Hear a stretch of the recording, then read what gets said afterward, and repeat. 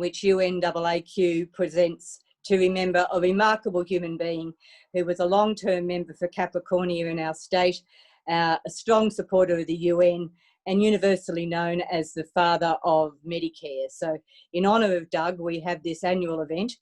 This evening, of course, we begin by acknowledging the traditional owners of our land. I'm speaking to you from the lands of the Yagara and Turrbal people in Brisbane, but we acknowledge the elders of all cultures in the spirit of true reconciliation. This evening, we're really lucky to have my friend Kevin Rudd to join us, to talk with us about anything, but in particular around 75 years of the United Nations. Kevin actually has a long history of support for the UN as both Foreign Minister and Prime Minister of Australia. And particularly I want to mention, and you can follow this in future activities, in 2015, Kevin was made the head of the global agency Sanitation and Water for All, a particular favour of mine, and that actually fits in so well with SDG number 6. So that's about making sure that people have access to sanitation and fresh water. So thank you for joining us. We'll have Kevin speaking with us for a period of time, then hopefully some questions and answers. And then we hope we'll be able to be joined with our friend Colin Power, who has been a long-term friend to the United Nations Association of Queensland and who has many years' experience in UNESCO and is known for his deep advocacy for education. So without any more waiting, because I know that people want to be involved this evening, I'd like to welcome my friend Kevin Rudd so we can hear more about what he shares with us about 75 years of the United Nations. Well, thank you, Claire Moore. Friend, former parliamentary colleague, a serious internationalist, and someone who has dedicated their lives to the improvement and the betterment of the lot of humankind, both here at home and to our fellow members of the human family abroad. And also, my greetings to the United Nations Association of Australia, the UN Association of Queensland, and all people who support the excellent work of the United Nations in good times and in bad. It's fitting that this lecture series is named after Dr. Doug Everingham. As a young kid growing up in regional Queensland, Doug Everingham's name was renowned. He represented the seat of Capricornia in the federal parliament based on Rockhampton. He was a medical doctor. He was a lifetime campaigner against the tobacco lobby. He was also a committed reformer in health policy in general, and as Claire has just indicated, the father of Medicare. And on top of all the above, Doug Everingham was a committed internationalist, and we are therefore indebted to his contribution to Australian public life. And for those of you who believe in a universal health insurance agency, to his particular contribution to that piece of our social insurance architecture. I'd like to talk to you tonight about the future of the United Nations. And the reason I've chosen that as the topic is because this year we celebrate the 75th anniversary of the commencement of this Parliament of Man, as it was called back then, this Parliament of Humankind, as we more appropriately call it today. And when we reflect back to the extraordinary decisions taken at the San Francisco Conference in 1945, it is remarkable that the UN has survived this long. It's important, therefore, to begin with, that we reflect on how abnormal the existence of a body like the United Nations is against the background of modern international history. You see, there have been very few examples in modern history of international organizations constructed multilaterally by all member states in order to advance a common agenda for the entire human family. Prior to the United Nations, we had the League. The League of Nations lasted but 20 years and fell because of the impact of global fascism and the failure of the international community to respond to the aggression of global fascism, both in Africa and then in Europe and then elsewhere. And if we go back before the League itself and we go into the 19th century, the Concert of Europe is often held up by some as an example of an earlier form of multilateral cooperation. Well, as a form of multilateral cooperation among the European monarchies at the time, perhaps there was something to be said for it.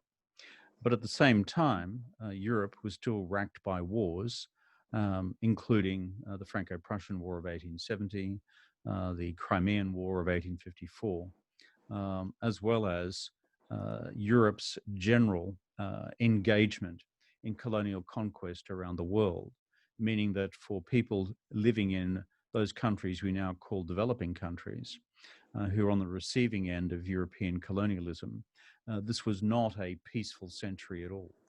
And it was not a peaceful century in Europe.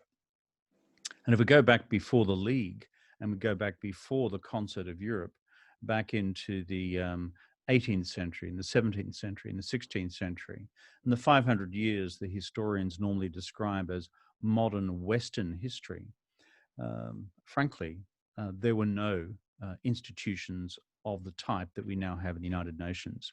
So my overall point is, what we have now is unique in the overall spread of human history. In fact, if we count the spread of human history over the last 500 years, this United Nations represents but 15% of that time. It's a remarkable institution against the historical precedents.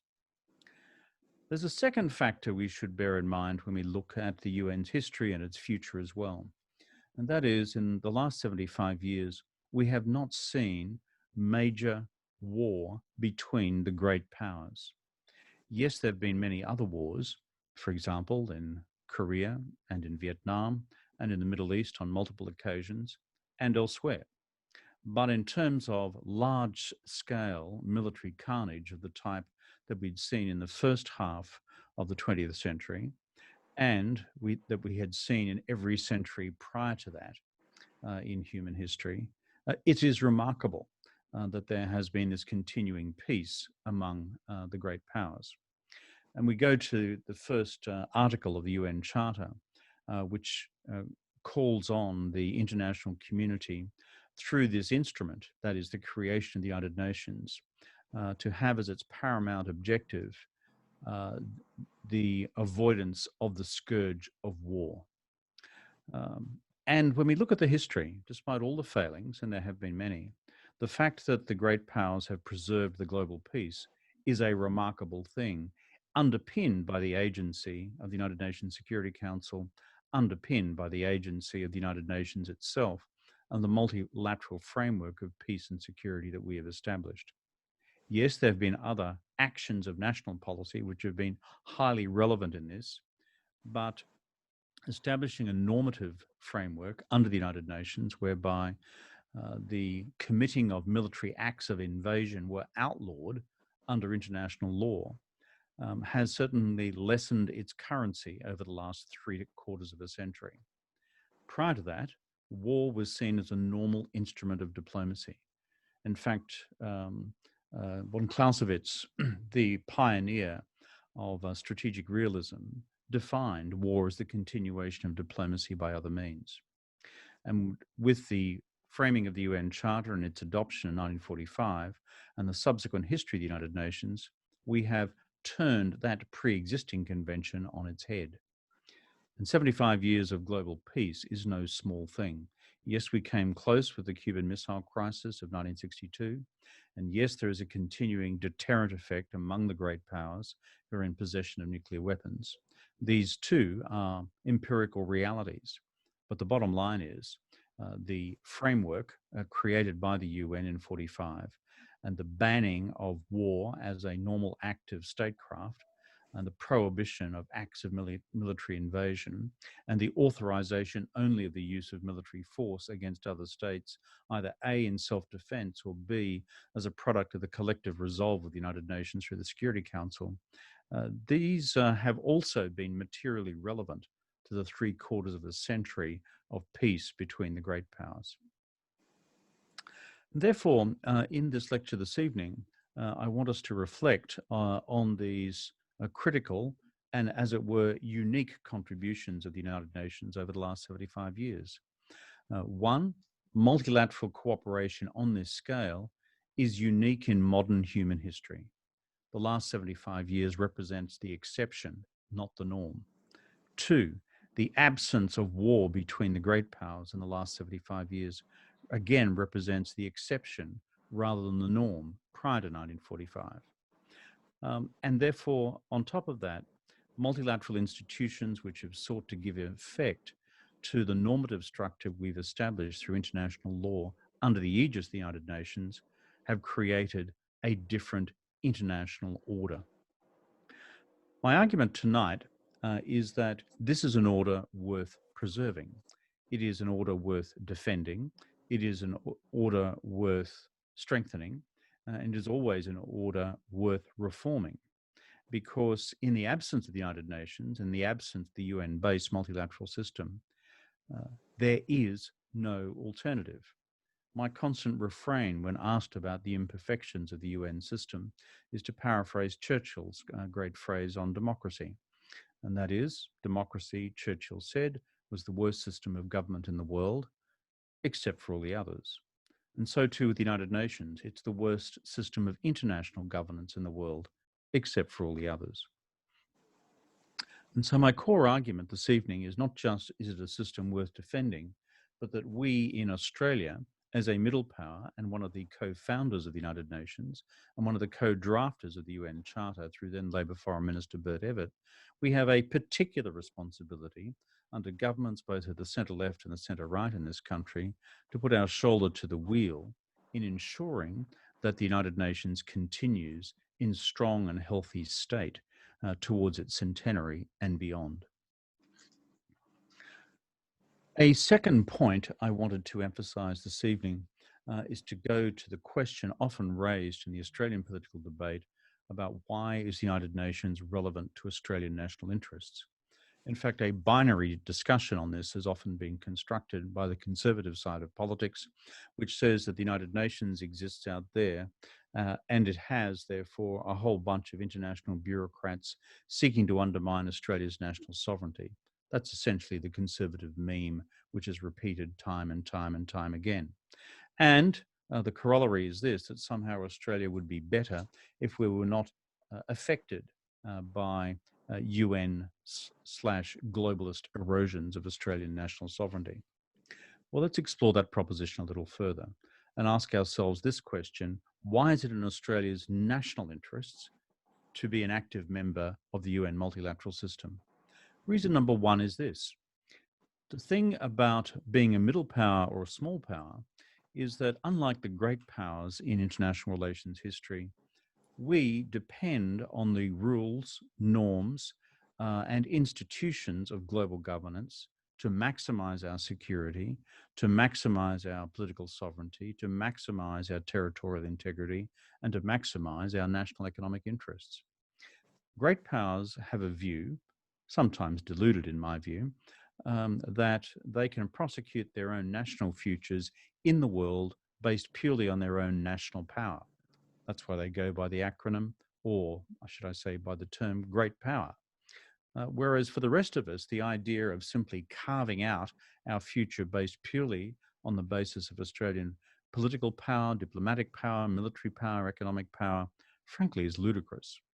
And the smaller the nation state, and then frankly, the more ludicrous it becomes. So for small powers and medium powers, the bottom line is that international law, international institutions, global governance, and the norms which proceed from them are axiomatic in maximizing our core national interests. Argument number two is this. The Conservatives would often argue that the United Nations system is irrelevant to Australia's core national security interests. Well, again, let's unpack that argument for a bit. The Conservatives will argue that our security is ultimately guaranteed by the United States, not by the United Nations.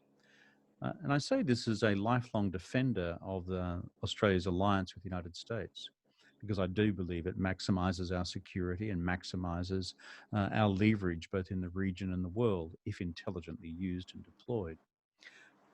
But we need to be realistic about this and ask ourselves the question, will America always be there?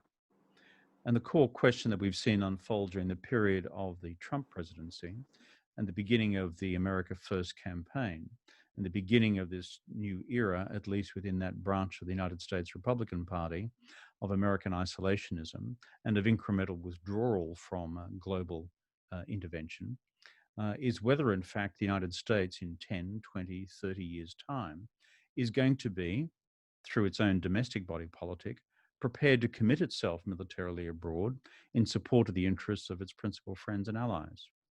I hope it continues to do so. I believe on the balance of probability it will, but we would be blind not to recognize the fact that there is a huge debate within the United States at present about whether in fact that will be the case for America in the future. As America asks the question, why should we spend our own national blood and treasure abroad when we have so many problems to attend to at home? Now, if that was to occur and Australia was no longer going to be guaranteed in terms of its long-term national security by the alliance with the United States, we find ourselves into an entirely new and different terrain. In the entire settled history of Australia, to paraphrase Sir Robert Menzies, we have depended for our national security on, quote, our great and powerful friends. Firstly, the United Kingdom through to the fall of Singapore, and then secondly, the United States from the fall of Singapore to the present. But to assume that throughout the 21st century that will remain the case is, I think, a leap of faith. Therefore, being realists, we need to ensure that we are always maximizing international law, the institutions of global governance, and our cooperation with other states in order to ensure that the fabric of laws which assist us in maximizing our national security, maximizing our territorial integrity, maximizing our political sovereignty are in place against the day that we will, like other states at present, sorely need them. Of course, there are other arguments as well, which we should add to this consideration of what lies in Australia's core national interests. They include arguments such as the driest continent on Earth, we have an Australian national interest in ensuring that the United Nations, through the UN Framework Convention on Climate Change, agrees on a global reduction in greenhouse gases, because we are the first canary down the climate change mineshaft. Why? Because we are already the driest continent on Earth. That is a core Australian national interest at work. Because even if we in Australia brought down our greenhouse gas emissions, which the current government by and large is seeking not to do, but even if we did so, then it is of nil effect if the rest of the world does not do so as well. We therefore have a fundamental national interest in the success of the Paris Accord, the Paris Agreement, the Paris Treaty of 2015. But beyond climate change, the same applies to Australia being the beneficiary of global rules on trade through the General Agreement on Tariffs and Trade and the World Trade Organization, and the continued efficacy of the governance of free trading arrangements globally. Because 38% of Australia's GDP comes from the traded sector of our economy.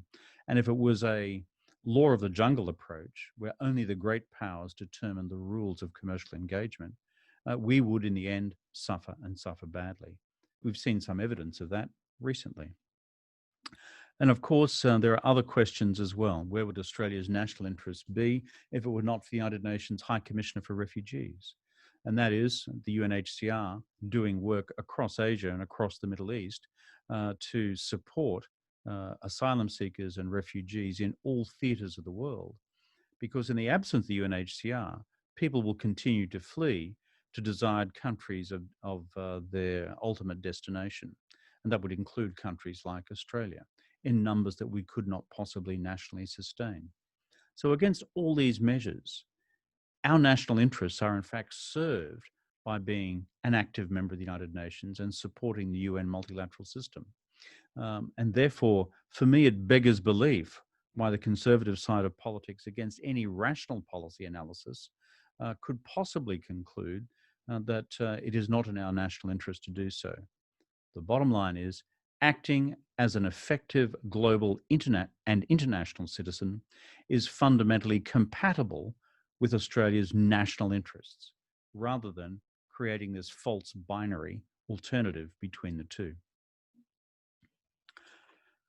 As we continue in this lecture this evening, let us examine also the impact which we have seen in terms of the effect of those who have attacked the UN system over the last several years.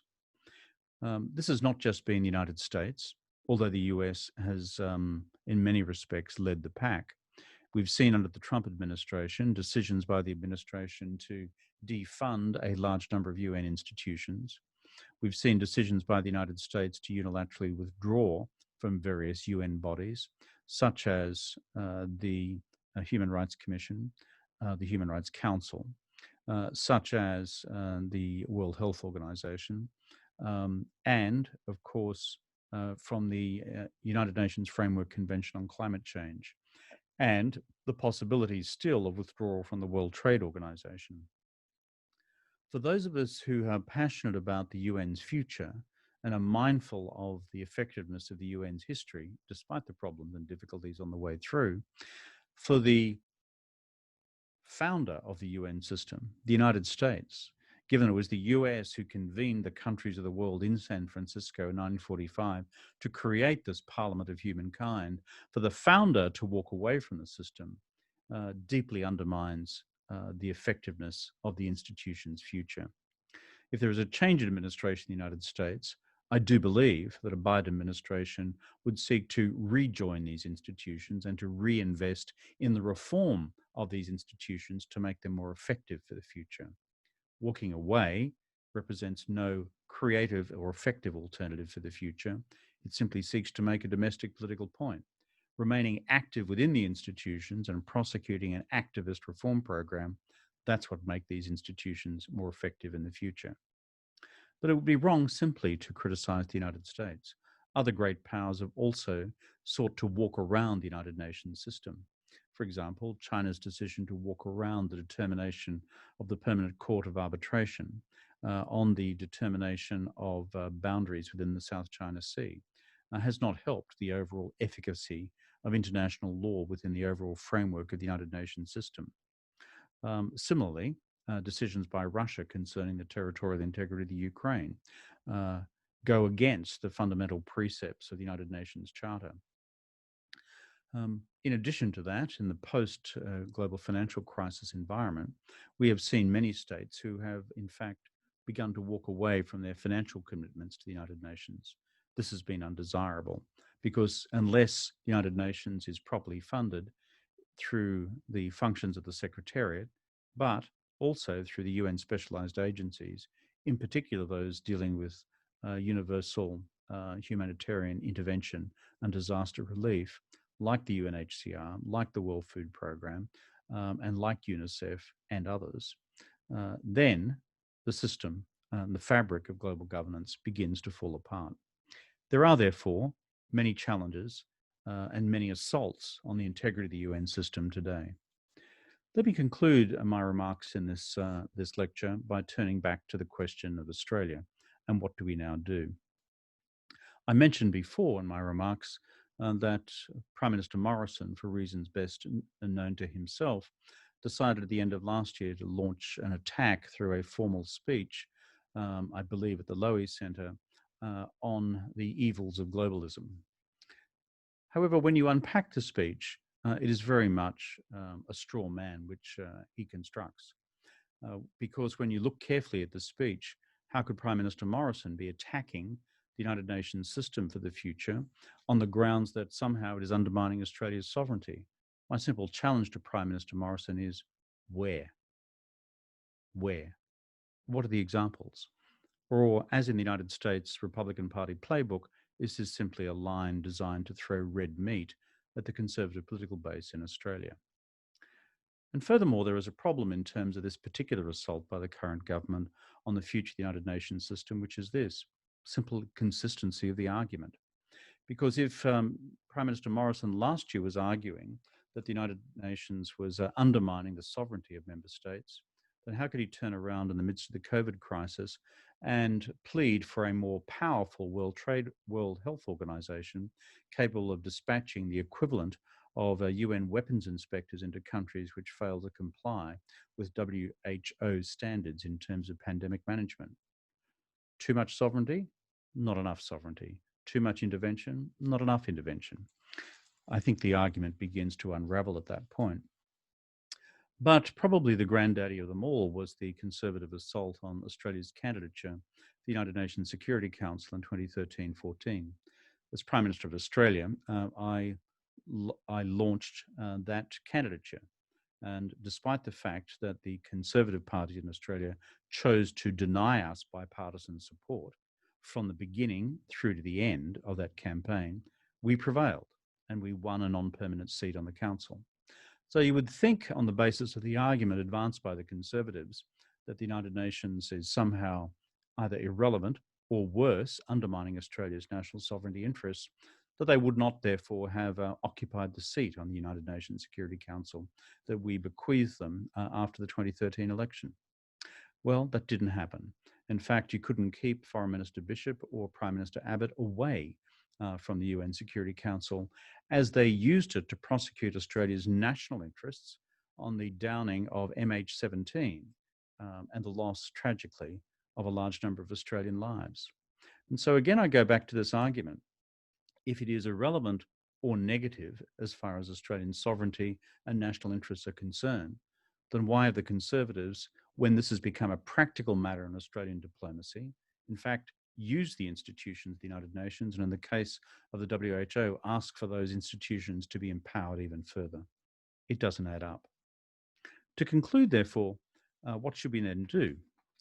I believe that it is incumbent on middle power democracies such as Australia to put our shoulder to the wheel in terms of being countries prepared to dedicate political commitment to keeping the United Nations system functioning effectively, where reform is necessary, then to champion practical reforms and to sustain the institutions by a proper funding commitment, rather than what the Australian government has done, which is to run a negative campaign against the UN for domestic political reasons, reduce its overall funding to UN multilateral aid agencies, in fact, consistent with its undermining of Australian bilateral aid commitments as well, most particularly in the South Pacific, but also in a range of other areas as well. Instead, what Australia should be doing is becoming one of the principal supporters of the system for the future. That is why in articles that I've written recently in The Economist and Time magazine and elsewhere, I've argued for the construction of a future M7 or M10, by which I mean the multilateral 7, the magnificent 7, or the multilateral 10, maybe the magnificent 10 as well. And here I talk about middle powers, democracies, liberal democracies around the world, like Australia, like Canada, like Japan, like the Republic of Korea, like the Republic of Indonesia, like Mexico, and in Europe, countries like Germany, France, the United Kingdom, as well as other countries like the Netherlands and Sweden. In other words, countries which in a large part were there at the get-go back in 1945. Some of them have arrived more recently to the international community of states, but who are prepared to put their collective shoulder to the wheel in order to ensure that the United Nations continues to be strengthened and reformed into the future. The core argument is this: if the great powers, for one reason or another, may not be upholding the political support necessary for the future of the UN multilateral system, for reasons that I've alluded to before, it becomes incumbent on the middle powers to assume a new role in doing that, because the combined resources of the 10 countries I've just listed is in fact formidable. The combined diplomacy of the 10 countries that I've just mentioned is indeed formidable. The combined development assistance programs of the 10 countries I've just mentioned is indeed formidable. What's required, however, is a common script across us all, and in seeing that our collective national interests as middle powers are served by the strengthening of this system into the future. And there's no place where the rubber hits the road more clearly on all of this than in the upcoming Conference of the Parties in 2021 on climate change. This is where Australia must put its best foot forward together with the countries that I've just mentioned. We must move forward on the question of a mid-century commitment to being net zero on carbon. Australia now stands alone among most Western countries for not doing so. And if Biden is elected and forms the next administration, then the bottom line is the Americans will have that commitment as well. President Xi Jinping's recent commitment to have China as net carbon neutral by 2060 also steps in that direction, but so far not the Morrison government. This therefore forms the logical basis for us to take actions as Australia and by other countries around the world with a trajectory toward that target, which has as its endpoint reducing greenhouse gas emissions to the point that we can have a credible hope of keeping temperature increases within 1.5 degrees centigrade by the end of the century. That is my hope, and that I believe should be the hope of all Australians, and the hope, I would hope, of all Australian governments. And I believe a common aspiration of the democracies I've just mentioned in the Americas, in Asia, and of course in Europe, as well as the democracies in Africa as well. In sum, therefore, these are the challenges which lie before us. To understand full well while acting in the international interest is in fact acting in our national interests as well. And I would call upon all sides of Australian politics, including the Conservatives who have made political hay on this subject for the last decade or more, to grow up and to understand that we have a deep and underlying national interest at stake here, which all sides of politics should support into the future. That was the posture of the Menzies government. That was the posture of the governments which succeeded Menzies through until Howard. I would hope in the future that it would become a bipartisan position on the part of the two mainstream parties of Australian politics, because our national interest depends on it. I thank you for your attention. Thank you, Kevin. And before we go to questions and answers, and I know we have a number of people who've put questions in, I'd like to go back to welcome Colin Power, who's now joined us, as I said, a strong friend of UNAAQ and also with great history in the UNESCO as Deputy Director. Colin, thank you for joining us. I know you are very keen to say something this evening, and particularly to Kevin. Thanks very much. Can you hear me? We can, thank you. Okay. I'm sorry I had some technical problems. I'm even older than Kevin, I'm afraid. I would totally agree with all of his comments. I was Deputy Director General of UNESCO and in charge of its education programs worldwide from 1989 to 2000. And as such, it was very clear that organisations within the UN family are crucial for resolving the major challenge and issues which face us then and face us today, both in terms of peace and conflict resolution, but also dealing with things like climate change, sustainable development, and the problems of inequality and problems of Indigenous peoples. All of those we were heavily involved with in UNESCO, and I did write a book about that, just demonstrating what I think Kevin so clearly put forward, that the UN family does an enormous amount of good and support for at the national level and also at the international level.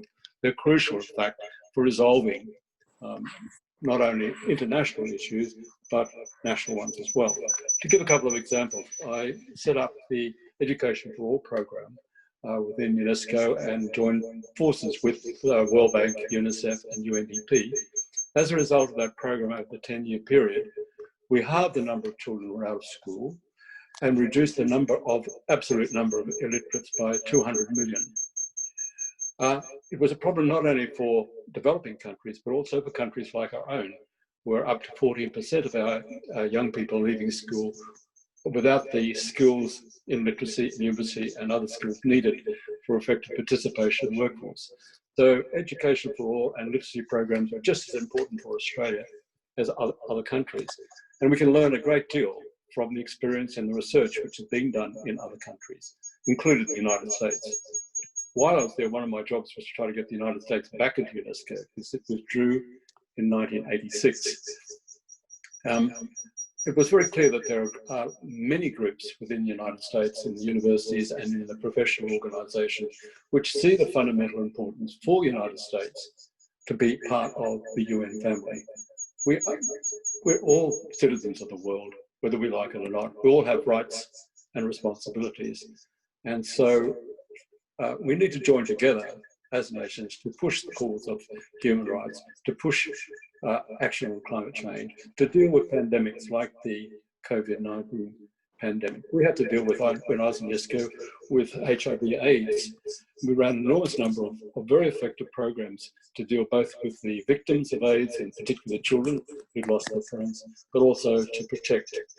We need to do the same sort of thing with COVID. And indeed, UNESCO is now involved in trying to share the experience of countries in education. And how do you open schools? When do you open schools? How do you provide education services in the midst of the pandemic, which actually make a difference in terms of saving the lives of children and protecting their families as well, their parents and their grandparents. So all those are important. We did a lot with peace as well, of course, because UNESCO was founded to build peace in the minds of men and women, through education, through cooperation, international cooperation in education, science and culture. And indeed, that's exactly what we did. There are lots of teaching materials and UNESCO chairs on peace, where we're sharing experience, sharing materials, which can be used to facilitate international understanding of other cultures, respect for Indigenous peoples, empowering Indigenous peoples. All of those are crucial parts of what we can and must do. As a long-term member of UNAA, I think it's also important to remember that we are all part of the UN family. We're part of the family. We need to stand together. We'll only be strong if we are united. That's something the United States must learn, and we need to learn here in Australia as well, to stand together, to work together if we're going to solve the problems. So I'd like to thank Kevin in particular for the marvellous address he's given. He's hit the nail on the head every single time. I could not agree more with what he's had to say, and I encourage our members within the UNAA to read his book, read his articles, and to take on board and act as advocates for a stronger role of Australia and similar countries within the UN system. We actually had to fight when I was in UNESCO to keep Australia in. What happened was that we approached the Asian Pacific countries and the Commonwealth countries, all of whom said, look, we cannot be members of OECD. Participation and cooperation in education, for us, UNESCO is the only family we've got internationally. It's crucial that Australia continue to play a major role in support of UNESCO and the UN family, because we need them as countries. So it's in our own best interest, if we're going to have good relationships with our neighbours, to actually collaborate with and support the UN family. Thank you. Thank you so much, Colin, and I'm so pleased you got on to join with us. We always enjoy hearing from you. Kevin, I'm going to ask you to put your video back on, and I'm going to disappear, and I'm going to read out the questions we've got. So if you could actually come up again with your video. I'm on and screen, I'll disappear, and I'm going to ask you the questions. Now, the first question, this is entirely as it came, is from Penny Wensley. And thank you so much for joining us, Penny.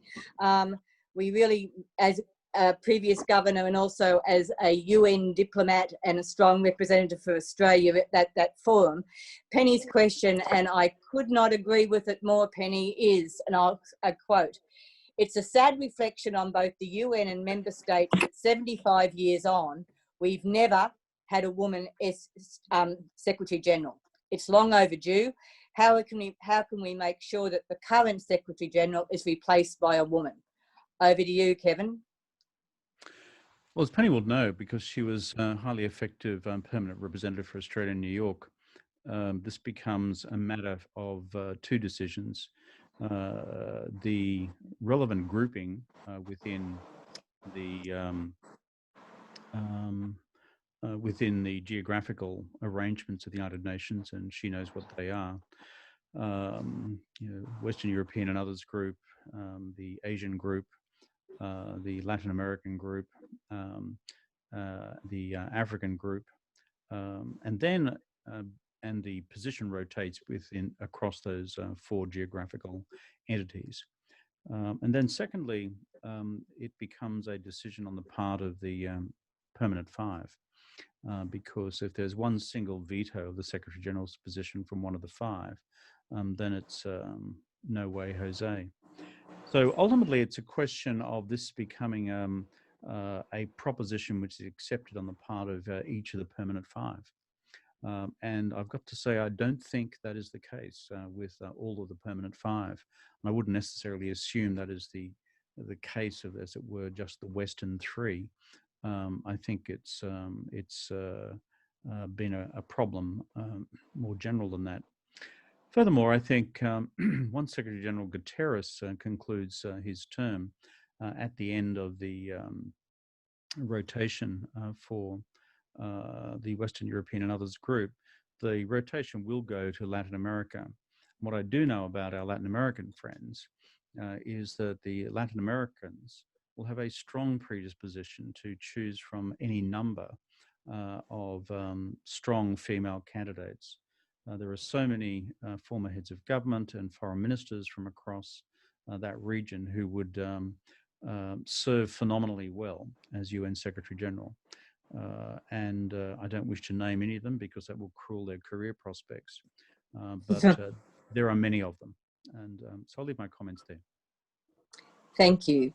The second question comes from an executive member of QN of our organisation. It's from Ron Mitchell, and it says, how do we encourage everyday Australians to take up an enthusiastic interest in the mission and great work of the United Nations and its agencies internationally?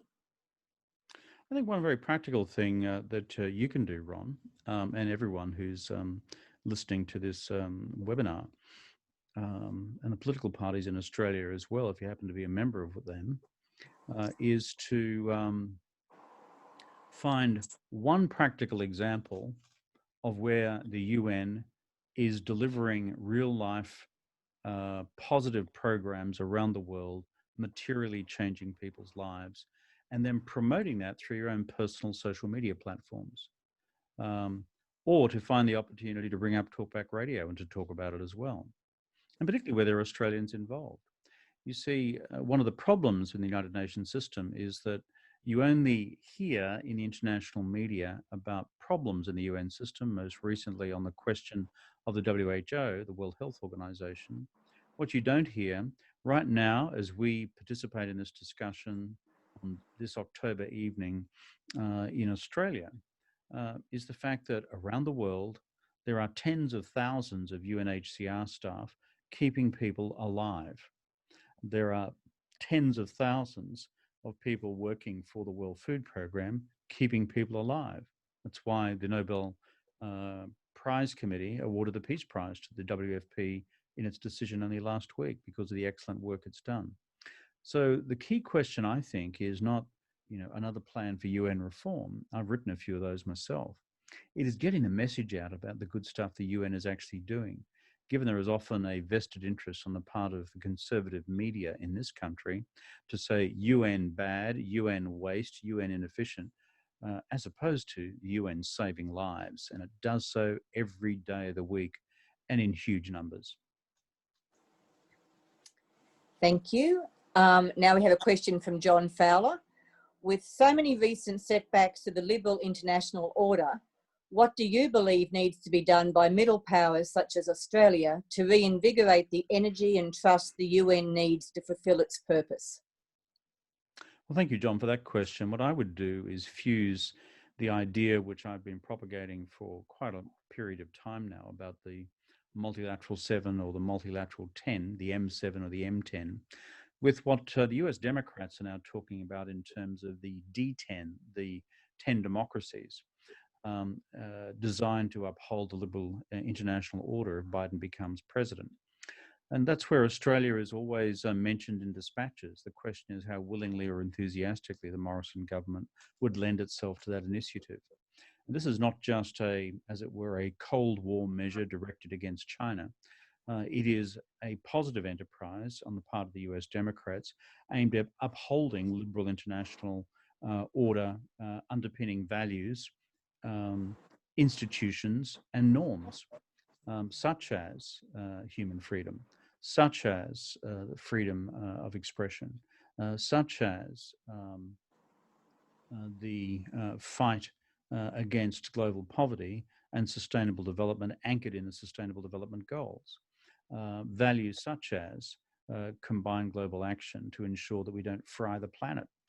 And so fusing, therefore, the Alliance of Democracies, which the Democrats are talking about, 10 of them, middle powers, with an agenda aimed at properly funding, sustaining, and upholding and reforming the UN multilateral system and the rest of the multilateral system anchored in the Bretton Woods institutions, I believe is an intelligent way to go. And the more I speak with foreign ministries around the world about the current state of the order and what to do about it, particularly given China's authoritarian challenge to elements of it, the more I think there is a growing enthusiasm for this level of global collaboration. France and Germany, for example, have recently, in the last 18 months, initiated work on what they call an alliance on multilateralism. And it meets now in the UN in New York. So there are initiatives around, but I think if we can bring these together with a core group of states who can make it work, not just all Europeans, but also Asian democracies and democracies from the Americas, beyond the traditional divide between the United States, China, and the Russian Federation. We have a question from our Vice President Human Rights, who's Wendy Flannery. Are the great powers identified essentially by their nuclear weapons? This is still the category that gives the 5 permanent members of the UN Security Council their ultimate power. Well, that's just the reality we've inherited since 1945. And unless the great powers back then could be, as it were, guaranteed of veto powers for the Security Council, given that at that stage, one of them had nuclear weapons, and then it became the French and the British, and then not long after the Russians, and then finally the Chinese. It's the reality that we have inherited. It may not be the desirable state of affairs, it's simply the reality. But the other side of that reality is that if their veto powers were retained, and what they agreed to was this elaborate machinery of the United Nations Security Council, of the United Nations General Assembly, of the UN specialized agencies such as the World Food Programme and the others, together with the other institutions of global governance, including the International Court. So what we achieved in 45 was not perfect. It was imperfect by definition because it involved human beings.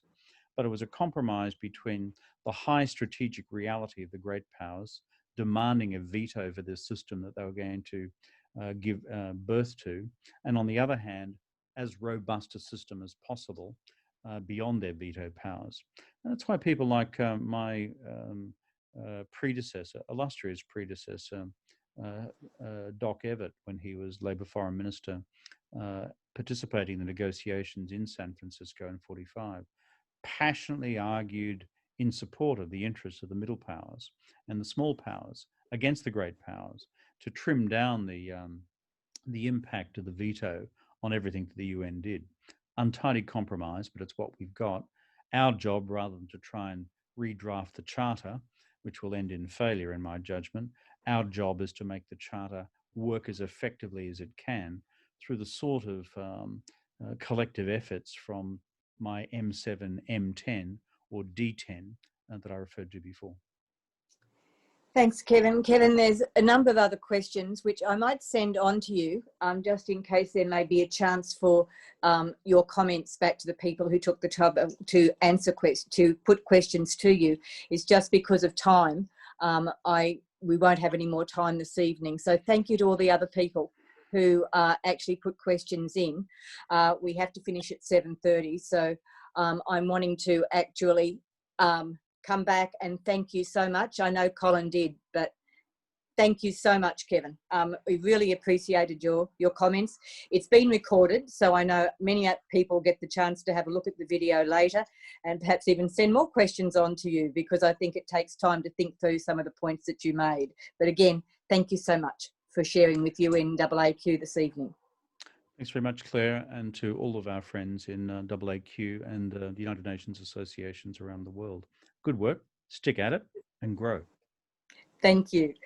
And to everyone who came on to our recording this afternoon, thank you so much. I want to make special thanks to the people who made donations. We truly value that. I know it was a voluntary donation, so a particular thank you to people who made so. I really want to thank the technical team that made this work. If it was left to me, nothing would have worked, I swear. So to Joel and to Nat, who provided assistance to Joel, and to Annette, who did so much work and learned how to do the hosting, and also did work with her team about the media to try and make this particular event known, so that people could see that Kevin was coming to join us, and also how important the UNAAQ is to our community. Thank you. Thank you all.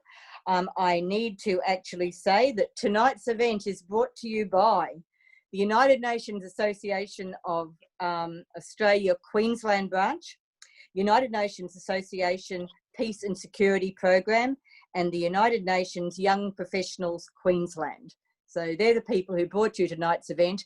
Again, remember Doc Everingham, an extraordinary human being, an extraordinary parliamentarian, and indeed one that we will continue to celebrate every year in this lecture. So good evening, everyone. Thank you for joining us.